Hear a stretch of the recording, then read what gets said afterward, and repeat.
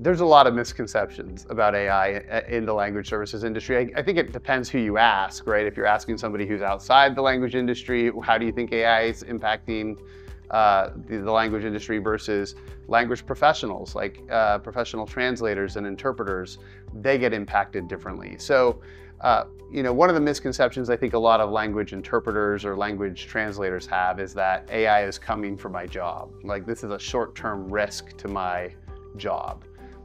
I don't think that's the truth. I actually think the opposite is going to happen. AI is increasingly expanding language access opportunities. AI technology is expanding the amount of use cases that companies like Boostlingo can do to solve. And what does that mean for translator and interpreter employment opportunities? Well, think about things like post-editing AI translation jobs. There's going to be a higher demand in the coming 5 years for that type of work. You think about training AI models to be better. That type of work is going to be required for translators to do. So their jobs will evolve, but the exciting things is a lot of new job opportunities will open up. And then if you think about language interpreting, well, let's be honest, AI can't handle the complexity of some of the conversations that Boostlingo facilitates every day.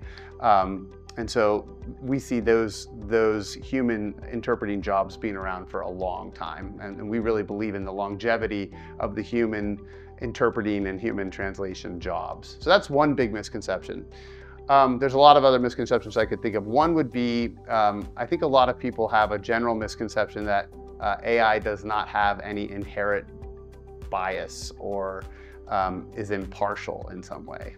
It's important to remind ourselves that AI is,